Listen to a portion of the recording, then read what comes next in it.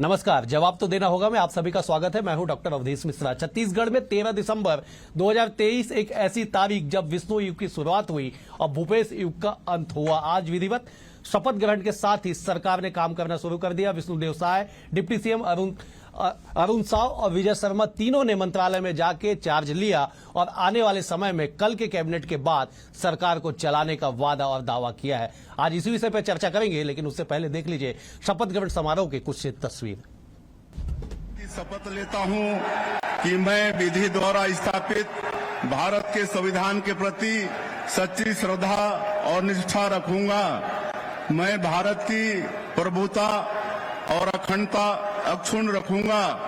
मैं छत्तीसगढ़ राज्य के मुख्यमंत्री के रूप में अपने कर्तव्यों का श्रद्धापूर्वक और शुद्ध अंतःकरण से निर्वहन करूंगा तथा मैं भय या पक्षपात, अनुराग या द्वेष के बिना सभी प्रकार के लोगों के प्रति संविधान और विधि के अनुसार न्याय करूंगा।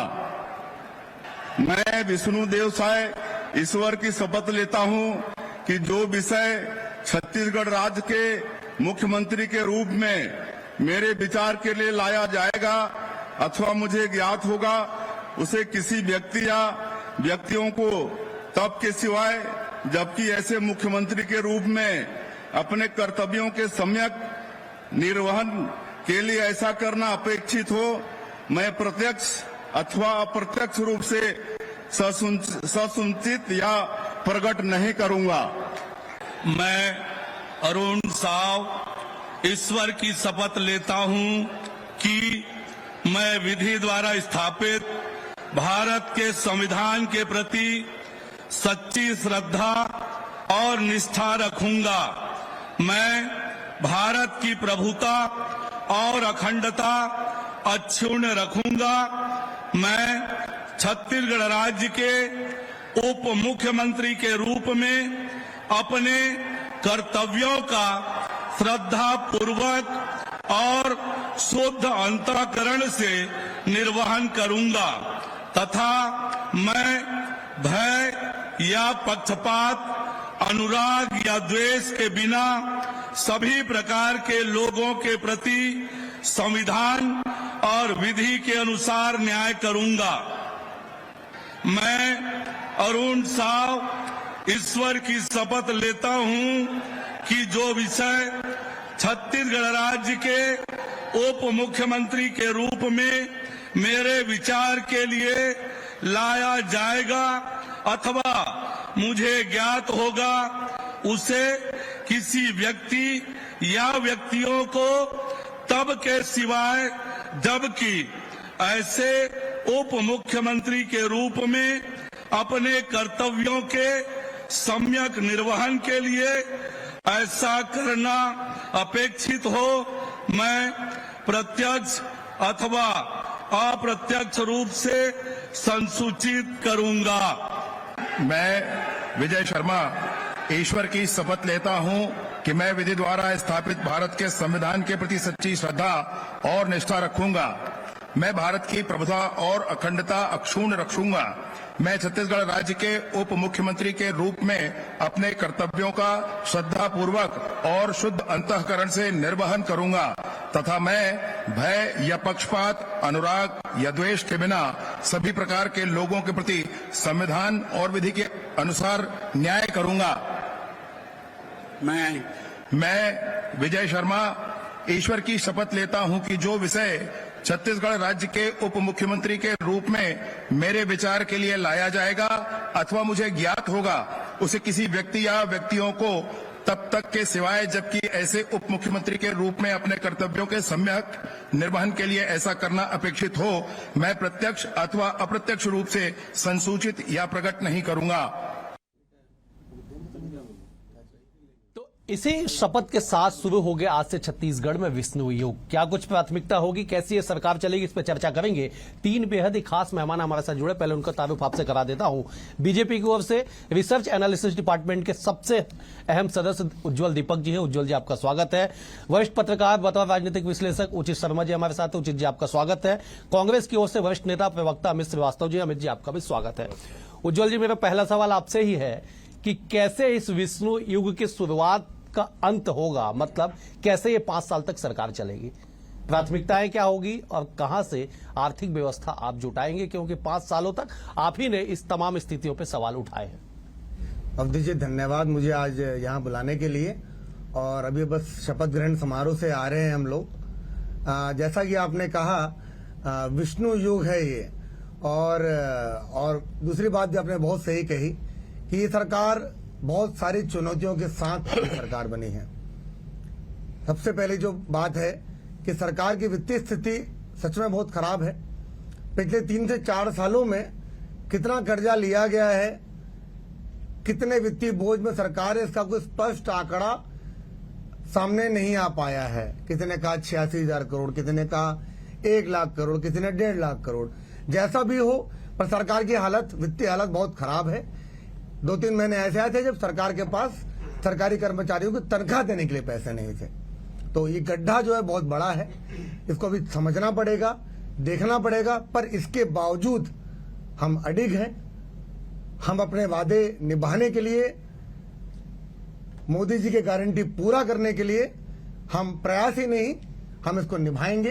ये मोदी जी की गारंटी है। बिल्कुल। देखिए, एक चीजों पे मैं आपत्ति दर्ज कराते हुए मैं जरा कांग्रेस के साथी का रुख करूंगा। आपने कहा कि आंकड़े स्पष्ट सामने नहीं आ पा रहे। ये संवैधानिक व्यवस्था है, विपक्ष को भी इस आंकड़े की जानकारी है, सत्ता पक्ष को भी इस आंकड़े की जानकारी है। संभवतः आप तक की जानकारी न पहुंची हो, अलग बात है। खैर, मैं एक बार अमित जी का रुख कर रहा था। अमित जी, बड़ा गड्ढा करके आप लोगों ने दे दिया, अब कैसे सरकार चलेगी? देखिए, गड्ढा की बात नहीं है। कर्ज लेना अगर आप मानेंगे तो निश्चित तौर पे अच्छा काम करने के लिए कर्ज लेना भी पड़ता है। और अगर ऐसा नहीं रहता तो केंद्र की बैठे हुए हुक्मरान 55,000 करोड़ से 1,55,000 करोड़ कर्ज नहीं लेते। तो लगातार अर्थव्यवस्था के लिए मजबूती के लिए, सरकार को काम करने के लिए अलग अलग पैमानों पे, अलग अलग समय पे, अलग अलग संस्थाओं से लोन लेना पड़ता है। लेकिन अगर आप देखेंगे तो जिस प्रकार से रेशियो में, अगर आप 10% का मार्जिन से हमें लोन लेना है तो हमारा डेफिसिट अगर आप देखेंगे तो 6%। उसी प्रकार से अगर आप देखेंगे कि ये सरकार जो आज आई है, मुझे बड़ा, मैं सबसे पहले तो आपके चैनल के माध्यम से बधाई देना चाहता हूं कि आज इन्होंने सत्ता में आज शपथ ग्रहण, अपने पद और गोपनीयता की शपथ ली है। लेकिन हमें बहुत निराशा हुई जब ये कहते थे कि हम शपथ लेते साथ ही हम कई सारी घोषणाओं पे काम करेंगे। लेकिन आज छत्तीसगढ़ के लोगों को भी निराशा हुई, क्योंकि जब हमारी सरकार आई थी, शपथ लेते साथ ही इंडोर स्टेडियम से सीधा मुख्यमंत्री जी गए थे और उन्होंने वहां पर घोषणाएं की थी। जी, आप लोगों ने गंगा जल हाथ में लेके कसम खाया था कि पहले घंटे में काम कर देंगे। देखिए, तो जाना चलिए, तो मैं आपको साधुवाद देता हूं कि आपने ये सच आज आपके जनता के समक्ष रखा। क्योंकि बीजेपी के लोग तो 2 कामों में बड़े माहिर होते हैं, आधे समय सच को छुपाना और आधे समय झूठ को फैलाना। वो तो हमेशा दूसरे मुद्दों पे कहते थे कि आप शराबबंदी पे आपने गंगा जल की झूठी कसम खाई है। खैर, आज शुभकामना, केवल कर्जा माफ। बिल्कुल, थैंक यू। मैं मौजूद था उस मैं पीसी में। साधुवाद देता हूं आपको कि आपने एक सत्य को आज अपने दर्शकों के लिए रखा। लेकिन फिर मैं कहना चाहता हूं कि ये सरकार जो बनी है, निश्चित तौर पे मैं शुभकामनाओं के साथ आज इनको काम करने का अवसर हम देना चाहते हैं निश्चित तौर पे। और एक और चीज अहम कहना चाहता हूं, जो आपने भी कहा कि कर्ज और गड्ढा, तो मैं आपको बता दूं कि ये सरकार पे बहुत ज्यादा प्रेशर होगा, क्योंकि सरकार के पूरे मंत्रिमंडल को मिलके 2000 जो मोदी जी की गारंटी है उसे पूरा करना है। किसानों का धान खरीदी करना 3100 रुपए में, 21 क्विंटल धान खरीदी करना है। मतलब लगातार अगर आप देखेंगे ऐसी योजनाएं इन्होंने जो वादा किया। और अब एक और चीज कहता हूं आपके चैनल के दर्शकों के लिए कि आप डबल इंजन की सरकार है, ये कहते थे ना डबल इंजन की सरकार है। अब हमें देखना है कि डबल इंजन की सरकार कब तक वादों की नैया पार करती है। ठीक है मुझे जी, मैं आपका रुख करता हूं। पहले ही बीजेपी के घोषणा पत्र या मोदी की गारंटी पत्र के पहले ही पॉइंट में कृषि उन्नति योजना का जिक्र किया गया। उसके पॉइंट 1 में लिखा गया 21 क्विंटल प्रति एकड़ धान की खरीदी होगी 3100 रुपए के भाव से। दूसरा लाइन जो बहुत महत्वपूर्ण है, जिसपे जवाब आना चाहिए, कि बिना लंबी कतारों के एक ही किस्त में पूरा भुगतान सुनिश्चित करने के लिए हर पंचायत में, मैं दोहरा देता हूं, हर पंचायत भवन में बैंकों के नकदी आहरण काउंटर स्थापित करेंगे। क्या कल से हो जाएगा या परसों से होगा? सरकार तो बन गई। देखिए, अभी तो मुश्किल है, कहना वादे अलग होते हैं और जो प्रैक्टिकली अगर किसी पे जाए तो वो संभावना अभी तो नजर नहीं आती। जिस तरीके से जो वादे कर लिए गए हैं, आप देखिए, केवल एक वादे की आप बात कर रहे हैं, मैं तो कह रहा हूँ कभी बहुत व्यवहारिक दृष्टिकोण से जब आप 20 पॉइंट है, ये व्यवहारिक दृष्टिकोण से एक नहीं, ऐसे कई 20 आप देखेंगे, 2 दर्जन वादे करीबन ऐसे होंगे कि जो होंगे, मैं उन पर शक शुबा नहीं है, वो होंगे। लेकिन जिस तरीके से बोला गया है या समझाया गया है या जिस तरीके से लोग उम्मीद कर रहे हैं और अपेक्षाएं कर रहे हैं, उस तरीके से नहीं हो पाएगा। आप देखिए जिस तरीके से जितनी सोसाइटियों में आप बात कर रहे हैं कि उनके एक एक्सटेंशन काउंटर होंगे, बैंक अपने एम्प्लॉय रखेंगे, लेन देन के लिए वहां कोई बैठेगा, ये फिलहाल अभी इतनी जल्दी पॉसिबल नहीं होगा। आप इसमें थोड़ा सा वक्त लगेगा। तो काफी मतलब 1-2 पॉइंट तो छोड़िए, आप अन्य पॉइंट को भी आप उठा के उस पर जब चर्चा करेंगे तो अभी आपके पास कितनी महिलाओं को आप देखिए, उसके कुछ फैक्ट एंड फिगर नहीं, आप किसको 1000 रुपए बांटेंगे, आप देखिए पास तो आंकड़े नहीं है। और उसके बाद अभी बहुत कैपिंग भी लगनी है। अब इतना देखिए, घोषणा पत्र अलग चीज होती है, जब व्यवहारिक दृष्टिकोण से जाइए तो आप उसमें कैपिंग लगेगी। देखिए जब इन्होंने, मैं एग्जाम्पल भी दे रहा हूँ कांग्रेस का, कि इन्होंने वादा किया था कि हम बेरोजगारों को हम इसको भत्ता देंगे, 2,500 रुपए बराबर, बिल्कुल ठीक, लेकिन उसमें कैपिंग लगा दी गई। किसको देंगे बाद में उन्होंने डिक्लेयर किया, तो बहुत सारे किंतु परंतु, इफ एंड बट्स बहुत सारे आ गए। अभी उसी प्रकार के इफ एंड बट्स और किंतु परंतु अभी आएंगे, आप इंतजार कीजिए। इतना अभी जितने ब्यूरोक्रेट्स हैं वो निकाल के बताएंगे कि आप क्या बोलिए, किनको दिया जाएगा, किनको नहीं दिया जाएगा, और इतनी उसमें नियम व शर्तें लगा देंगे कि आप देखेंगे कि व्यवहारिक दृष्टिकोण से कि 1 लाख महिलाएं का आप उम्मीद कर रहे होंगे तो उसमें से 40,000 महिलाओं को ही वो मिल पाएगा। ऐसा आप किसी भी मामले में देख ले, मतलब ऐसा नहीं कह रहे हो कि भाई जिस तरीके से हमको अनुभव हुआ है, एग्जाम्पल दे रहे हैं, तो उस तरीके से बहुत सारी कैपिंग लगनी है, बहुत सारे बजट को देखते हुए उस हिसाब से हर चीजों को साधा जाएगा, उस हिसाब से नियम कायदे कानून उसके बनाए जाएंगे। आप देखिए किसी के नियम अभी नहीं आए कि किनको हम देंगे, अभी तो वादा जरूर हो गया है, चाहे वो आप गैस सब्सिडी में भी आप जो बात कर रहे हैं 10 लाख का, आप हेल्थ इंश्योरेंस की जो बात कर रहे हैं उस पर भी तो बहुत सारी चीजें आएंगी कि हो सकता है कि बीपीएल को ही मिले, हो सकता है आम आदमी को मिले कि नहीं मिले, उनको 5 लाख ही मिले। तो बहुत सारे इफ एंड बट्स हैं। अभी तो हम आएंगे, अभी डिटेल में आपसे चर्चा की हमारे पास बजट कितना है, हमारे पास जीडीपी कितनी है। एक बार मैं उज्जवल जी का रुख कर लेता हूं उचित जी, क्योंकि सत्ताधारी दल के प्रमुख नेता हैं, रिसर्च एनालिसिस डिपार्टमेंट के अहम कड़ी रहे हैं, रिसर्च करके एनालिसिस करके उन्होंने सरकार बनवा दी। दीपक जी, मैं फिर से पहले ही पॉइंट पे आता हूं, 3100 रुपए देना है। आंकड़े निकाल के अगर देखेंगे तो पिछले साल की तुलना में इस साल लगभग 40% किसानों ने 3 तारीख से पहले धान बेचा है। किसानों का इंतजार था कि सत्ता का परिवर्तन होगा तो हम धान बेचेंगे, सत्ता का परिवर्तन हुआ, भुगतान कैसे करेंगे सर? भुगतान होगा, अब बस थोड़ा सा इंतजार कीजिए, और जो बीजेपी ने कहा है वो करके देगी। 25 तारीख को माननीय अटल बिहारी वाजपेयी जी, जिन्होंने इस राज्य का निर्माण किया, उनके जन्म दिवस के अवसर पर, सुशासन दिवस के अवसर पर जो 2 साल का बोनस था, पहले तो हम वो देने जा रहे हैं। वो तारीख और समय सबको मालूम है। राशि भी बता दीजिए कितना राशि देने जा रहे हैं? वो जो भी राशि है, मैं उसका कैलकुलेशन मैंने नहीं किया। 3810 करोड़ तारीख को वो बोनस दिया जाएगा। 3100 बोला है वो दिया जाएगा। पर उसके पहले मैं अपने कांग्रेस के मित्र अमित श्रीवास्तव जी को बताना चाहूंगा कि अर्थव्यवस्था की उन्होंने बात की कि लोन लेना पड़ता है। देखिए, अर्थव्यवस्था के खूब सारे पैमाने होते हैं, अर्थव्यवस्था चलानी है, लोन लेना ठीक है, केंद्र सरकार भी लोन लेती है, बाकी सब राज्य सरकार भी लोन लेती है। इंफ्रास्ट्रक्चर में इन्वेस्टमेंट एक इम्पोर्टेंट कड़ी होती है राज्य को चलाने के लिए।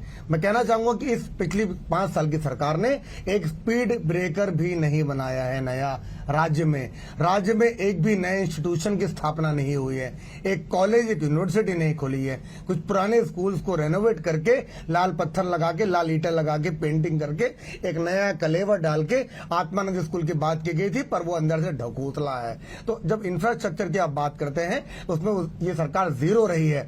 मात्र कर्ज लेके लोगों को पैसे बांटने से सरकार नहीं चल सकती। बिल्कुल, परिणाम आ गया सबके सामने कि बीजेपी 54 सीटों पे आ गया। अमित जी, यही सवाल आपसे है कि क्या कर्ज लेके केवल पैसे बांटने के लिए सरकार चुनी गई है, सरकार बनी है? देखिए, निश्चित घोषणा पत्र को देखा जाए तो, इसलिए मैं ये सवाल है, मैं घोषणा पत्र को देखा जाए 12,000 रुपए सालाना महिलाओं को, विवाहित महिलाओं को 500 में आप सिलेंडर दे देंगे, 3100 रुपए आपको धान का कीमत देना है। देखिए, लगातार जिस प्रकार से मेरे सम्मानित भाजपा के प्रवक्ता उज्जवल भाई ने कहा कि 2016-17, 17-18 का 25 तारीख को बोनस देने जा रहे हैं 3810 करोड़ रुपए, शायद फिगर यही है ना। और रही बात, अभी आपने कहा 18 लाख मकान, तो उसके लिए इनको राजस्व देना है 8,640 करोड़ रुपए, ये इनको राज्यांश देना है। अब ये सारी चीजें ये कैसे करते हैं, ये तो अब इनकी सरकार है। लेकिन मैं आपके माध्यम से फिर कह दूं कि ये आरोप लगा रहे थे, तो मैं बड़ी जिम्मेदारी के साथ इनसे पूछना चाहता हूं। वैसे भी छत्तीसगढ़ की जनता ने 4.5 साल इन बीजेपी के नेताओं को देखा तो नहीं है इस सड़क की लड़ाई लड़ते। अगर हम अच्छा काम नहीं कर रहे थे तो ये 5 साल कहां थे? आखिरी में ठीक है आपकी सरकार आ गई, आपको मैं बधाई देना चाहता हूं, लेकिन आप उस वक्त कहां थे? विपक्ष कहां था? एक स्वस्थ लोकतंत्र के लिए अति आवश्यक है कि विपक्ष का सशक्त होना। मैं बड़े उज्जवल भाई से पूछना चाहता हूं कि आप और आपकी पूरी भाजपा के संगठन उस वक्त कहां थे? रही बात, अब आपने काम किया है, आपकी सरकार आ गई है और आपने जो वादे किए हैं जनता से, जनता और हमें सबको उम्मीद है कि आप उसे पूरा करें, और नहीं करेंगे तो अवधेश जी हम सड़क से सदन तक लड़ाई रखेंगे और लड़ेंगे। और फिर मैं आपके माध्यम से बता दूं, मेरा सीधा सवाल है कि आपने जो वादे किए हैं और आपके मोदी जी की गारंटी, जो मोदी जी ने आपने जो घोषणा पत्र लाया था, अब उसका सिलेवार आप काम करने की तैयारी करिए, ना कि इधर उधर की बात करने की। जनता ने आपको आकांक्षाओं के लिए और छत्तीसगढ़ की प्रगति और उन्नति के लिए चुना है, और अगर हमें विपक्ष की जिम्मेदारी दी है तो हम तो विपक्ष की जिम्मेदारी बखूबी निभाएंगे, मजबूती से जनता की लड़ाई लड़ेंगे। लेकिन मैं फिर आपको कह दूं कि आपने जो जो वादे किए अब उसे काम करना स्टार्ट करिए। अमित जी, आपने एक बहुत अच्छा शब्द कहा कि सशक्त मजबूत विपक्ष होना चाहिए लोकतंत्र की सशक्तता के लिए। सड़क से सदन तक आप लोग लड़ाई लड़ेंगे, लेकिन साहब इस बात का भी इतिहास है, उचित जी बेहतर जानते हैं इस बात को, विपक्ष भी जानते हैं और आप भी जानते हैं कि 5 सालों में बीजेपी 15 की संख्या थी शुरुआत में, आखिरी में 13 हो गई, लेकिन 72 सीटों वाली कांग्रेस सरकार पे 13 विधायकों का भाषण भारी पड़ता था। उनके 6 विधायक ऐसे थे जो सरकार को विवश कर देते थे, जवाब न देने के लिए, जवाब बनता नहीं था देने। ये स्थिति हमने सदन में देखी है। ठीक है, सड़क में कमी बेसी होगी, लेकिन सदन के मामले पे बीजेपी 13 की संख्या में जो तहलका मचा के रखी थी सदन में, वो ऐतिहासिक है इस बार का 5 साल का कार्यकाल। उचित जी, अगर मैं गलत हूं तो आप मुझे टोक देंगे और आगे जवाब दे दीजिए कि सरकार की प्राथमिकताओं में क्या कुछ होना चाहिए, क्योंकि 20 बड़े पॉइंट हैं, आर्थिक स्थिति पे हम चर्चा कर चुके हैं। जी, वो 20 बड़े पॉइंट है। देखिए उनके पास बहुत चुनौती है। आप देखिए चुनौती भी अलग अलग है। आप राजनीतिक चुनौती देखिए, आर्थिक चुनौती देखिए, सामाजिक चुनौती देखिए, सभी है। राजनीतिक चुनौती में आप मान सकते हैं कि जो तलवार लटकी है 10 गारंटी की, मोदी जी की गारंटी की, तो वो एक बहुत बड़ा इशू। 10 गारंटी को आप कैसे करेंगे? दूसरा आर्थिक चीजें, 1,04,000 करोड़ हम लोन में थे, अब घट के हम पटा के 84-86 करोड़ में आए हैं, तो हम लोन के भी हमारे को व्यवस्था करनी है। अभी इमीडिएट आपको धान खरीदने के लिए 50,000 करोड़ का इंतजाम करना है, जो आप नाबार्ड से लोन लेने वाले हैं, ये भी क्लियर है। और फिर आप आवेदन भी देने वाले हैं कि हमको और लोन चाहिए वर्ल्ड बैंक से या जहां से भी इंतजाम होता है, तो ये लोन खैर लेना पड़ेगा। मध्य प्रदेश सरकार को 3.5 लाख लोन अभी सिर पे है, और आने जिस तरीके से वादे किए वह 5 लाख सिर पे होगा। हमारे पास एक 80 में है, जब 28 में हम बात करेंगे तो देखिएगा लगभग 1.5-2 लाख लोन होगा। आप जिस तरीके से देखिए, अब राजनीति पूरी परिवर्तित हो रही है। अब वेलफेयर के स्कीमें ज्यादा आने लगी है, मूलभूत में परिवर्तन किया है। इस पे जाऊंगा कि अगर थोड़ा डिटेल हो जाएगा कि भारतीय जनता पार्टी ने अपनी रीति नीति में परिवर्तन किया है, अपने सिद्धांतों में परिवर्तन किया। आप याद कीजिए 14-15 में मोदी जी ने मना कर दिया था कि हम बोनस नहीं देंगे, लेकिन उसी बोनस देने की वजह से आज वापस वो सत्ता में आए हैं। तो रीति में परिवर्तन हुआ, यही मध्य प्रदेश में गेहूं में हुआ है। तो बेहतर अब ये होगा कि 24 में ये बड़ी घोषणा करेंगे, एमएसपी बढ़ाएंगे, तो किसान की आय भी डबल का वादा इनके सिर पे वैसे ही लटका हुआ है। तो जाहिर सी बात है कि जो लोन तो लेना ही पड़ेगा, और मोदी जी की स्ट्रेटेजी है। जब गुजरात में थे तो जब वो छोड़ के गए तो 1,75,000 करोड़ लोन था, जो आज की डेट में लगभग 3.5-4 के आसपास फिर लोन खड़ा हुआ है। तो इंडिया में खुद इतने लोन है जो इस 9 साल में आए।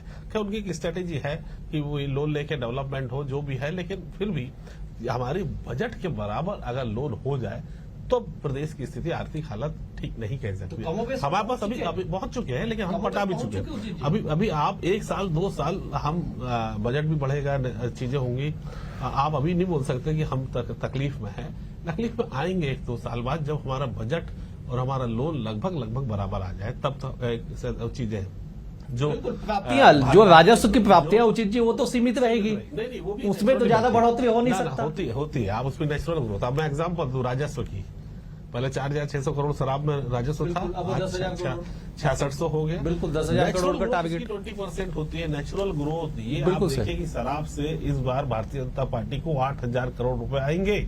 आप देख लीजिएगा कि क्योंकि हम नकली शराब नहीं बेचेंगे, उसका भी पैसा 1 नंबर पे हमारे पास आएगा। ठीक है, उज्ज्वल नहीं जा रहा है हम की नकली शराब, चीज हम राजस्व बात कर रहे हैं। बिल्कुल उचित जी, एक बार मैं उज्ज्वल जी का रुख कर लेता हूं। उज्ज्वल जी, ये बात बिल्कुल सही है, और कॉमर्स का फॉर्मूला है कि 20% जो इंक्रीमेंट और 20% जो डेफिसिट है, दोनों लगता ही है, उसका संधारण भी होता है, उसका डिवेल्युएशन भी होता है। बिल्कुल सही है, आंकड़े बिल्कुल सही, इसमें कोई अतिशयोक्ति नहीं है।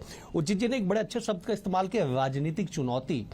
उज्ज्वल जी, आप बेसिकली एक बड़े नेता है, राजनीतिक चुनौती क्या मानते हैं आप? मंत्रिमंडल का गठन नहीं हो पाया साहब आज? देखिए, भारतीय जनता पार्टी फैसले लेने में किसी प्रकार की कोई कंजूसी नहीं कर रही है। आप देखिए, मध्य प्रदेश में, राजस्थान में, छत्तीसगढ़ में हमारे यहाँ तो बहुत ज्यादा चौंकाने वाला चेहरा फिर भी नहीं रहा, पर अगर आप राजस्थान और मध्य प्रदेश देखें तो मेरा परिचय नहीं है उनसे, मैंने शायद ये नाम पहली बार सुने। तो भाजपा एक ऐसी पार्टी जहां पे कोई भी कार्यकर्ता मुख्यमंत्री बन सकता है और इस पे एक लॉन्ग टर्म स्ट्रेटेजी है शायद। और जिस तरह से छत्तीसगढ़ में राजनीतिक समीकरण, जाति समीकरण, भौगोलिक समीकरण को बिठाया गया है, वो निस्संदेह तारीफ के काबिल है। आप देखिए कि एक आदिवासी बाहुल्य राज्य में पहली बार एक आदिवासी, असली आदिवासी को मुख्यमंत्री बनाया गया है, जिनके पास पंच से लेकर सरपंच, विधायक, सांसद, केंद्रीय मंत्री और एक छत्तीसगढ़ जैसे प्रदेश के प्रदेश अध्यक्ष बनने का दीर्घ अनुभव है। तो और सरगुजा को पहली बार छत्तीसगढ़ में प्रतिनिधित्व मिला है, ठीक है। उसके बाद अगर आप देखें, विष्णुदेव साय जी अनुभवी नेता, वकील पेशे से, विजय शर्मा जी कवर्धा से बड़े वोटों से उन्होंने जीत हासिल की और पढ़े लिखे नेता हैं। उज्जवल जी, मैं टोकूंगा, विष्णुदेव साय वकील नहीं है शायद, आपने कहा कि वकील अरुण साव, अरुण साहू जी बिल्कुल, और विजय शर्मा जी वो भी पढ़े लिखे व्यक्ति हैं। तो ये जो समीकरण है, जिस प्रकार से काबिल लोगों को बड़ी जगह पर बिठाया जा रहा है और उनको मौका दिया जा रहा है, ये देखिएगा, ये नए बदलाव का संकेत है और नए चेंजेस आएंगे। नहीं, बिल्कुल सही, बिल्कुल आप सही कह, लेकिन 3 नामों की खूबियां बता के 10 नामों को किनारे नहीं कर सकते आप, ठीक है। आप स्मार्ट आंसर आपको देना का इंतजार कीजिए, बस बिल्कुल। चर्चा जारी है। अमित जी का रुख कर देता। अमित जी, राजस्व बढ़ेगा क्योंकि नकली शराब बीजेपी की सरकार में नहीं बिकेगी, गंभीर सवाल है ये, जवाब दे दीजिए जरा। देखिए, मुझे तो लगता है कि भाजपा को शराब पे नैतिकता के नाते कुछ बोलने का अधिकार नहीं है। पहले कार्यकाल में चावल वाले बाबा, जाते जाते तीसरे कार्यकाल में दारू वाले बाबा कैसे होगा ये सब जानते हैं। शराब का सरकारीकरण भाजपा के शासन में हुआ। 400 करोड़ से 4800 करोड़ का राजस्व किनके कार्यकाल में पहुंचा? किनके नेता कोचियागिरी करते थे? किनके नेता हमारी सरकार में भी कोचिया में पकड़ाते थे? किनके नेता आता चलाते थे? ये छत्तीसगढ़ की जनता और आप जैसे बुद्धिजीवी वर्ग के पत्रकार, उचित भाई जैसे सारे लोग जानते हैं। जनता जानती है, इसलिए आप लोगों को सरकार से उधार दिया। देखिए, कौन कोचिया था, कौन नकली शराब बेचता था? मेरा एक ही निवेदन है उज्जवल जी, थोड़ा धैर्य का परिचय दीजिए। आप पढ़े लिखे व्यक्ति हैं, जब आप बोलते हैं तो मैं शांत रहता हूं। This is my personal request to you. आप एक लोकप्रिय चैनल पे बैठे हैं तो उसकी ग्रेविटी को महसूस करिए। बिल्कुल, आप कंटिन्यू कर लीजिए। जी, देखिए, मुझे ऐसा लगता है कि आरोप लगाना बहुत आसान है, लेकिन आप भी दिल से जानते हैं और लोकतंत्र में जीत हार लगे रहती है उज्जवल जी। मैं आपको कहूं, अहम और वहम में किसी को भी नहीं रहना चाहिए, चाहे वो कितना बड़ा भी व्यक्ति हो और कितने भी मार्जिन से जीता हो। और आपको कह दूं उज्जवल जी कि मेरा पानी उतर दे, किनारे पे घर मत बसा लेना। मेरा पानी उतर दे, किनारे पे घर मत बसा लेना। हम समुंदर हैं, लौट के जरूर आएंगे, लड़ेंगे, जीतेंगे और जोरदार वापसी करेंगे। और यही छत्तीसगढ़ की जनता का प्यार और आशीर्वाद हमें पुनः मिलेगा। ठीक है, पहले सीएलपी आप तय कर लीजिए, उसके बाद लड़ाई लड़िएगा सड़क से सदन तक। उचित जी, मैं आपका रुख करता हूं। तमाम चुनौतियों पे चर्चा तो हो गई, लेकिन साहब सवाल वही है जो आपने उठाया है, राजनीतिक चुनौती। कब तक मंत्रिमंडल? देखिए, ये मंत्रिमंडल आप आएंगे, अब ये इनकी स्ट्रेटेजी क्या है? अभी तक जो उम्मीद की जा रही है कि गुजरात मॉडल या अर्ध गुजरात मॉडल, ये जितने 10 इनके सीनियर हैवी वेट लोग हैं जिसको आपने डंप यार्ड में भी डाल के रखा है, उनको आप लेंगे कि आप नए लोगों को लेंगे? तो बड़ी चुनौती, क्योंकि मैं समझता हूँ गुजरात के बाद जो है लोकसभा के चुनाव नहीं होते हैं, लेकिन छत्तीसगढ़ के चुनाव के बाद लोकसभा चुनाव होते हैं। तो मुझे लगता है कि इनके कुछ सीनियर के साथ अर्ध गुजरात मॉडल प्रस्तुत किया जा सकता है और जो हैवी वेट है उनको लिया जा सकता है, नए लोगों को तवज्जो दी जा सकती है।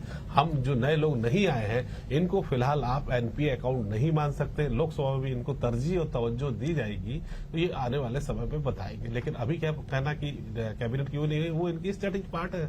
वो मध्य प्रदेश में भी उन्होंने ये किया, हो सकता है 1 या 2 दिन में आपको देखने को मिल जाएंगे। और वाकई बहुत आवश्यक होगा कि सीनियर लोगों को रखना, क्योंकि जिस तरीके से सदन भी चलाना है, जिस प्रकार से सरकार भी चलानी है, तो मुझे नहीं लगता कि सीनियर लोगों को आप साइडलाइन कर सके। हैवी वेट जो है उनको लाना पड़ेगा। बिल्कुल उचित जी, समय का अभाव है। आप तीनों मेहमानों का बेहद शुक्रिया। उज्जवल जी आपका शुक्रिया, उचित जी आपका शुक्रिया, अमित जी आपका भी शुक्रिया। कुल मिला के ये कि छत्तीसगढ़ में आज से विष्णु युग की तो शुरुआत हो गई, लेकिन ये युग धीरे धीरे 5 साल तक जब आगे बढ़ेगी तो कितनी चुनौतियों को पार कर पाएगी और कितनी चुनौतियों में उलझेगी आने आने वाला वक्त तय करेगा, लेकिन इतना तय है कि आज से जिस तरह से, जिस उत्साह के साथ हजारों हजार की कार्यकर्ताओं के सामने पीएम मोदी की उपस्थिति में जिस तरह से विष्णुदेव साय ने शपथ ली और मंत्रालय में जाकर विधिवत चार्ज लिया, ये बताने के लिए काफी है कि जिस तरह से आगाज हुआ है, अंजाम शायद इससे भी बेहतर होगा। फिलहाल आज चर्चा में इतना ही, कल एक और विषय के साथ होगी मुलाकात, तब तक के लिए नमस्कार।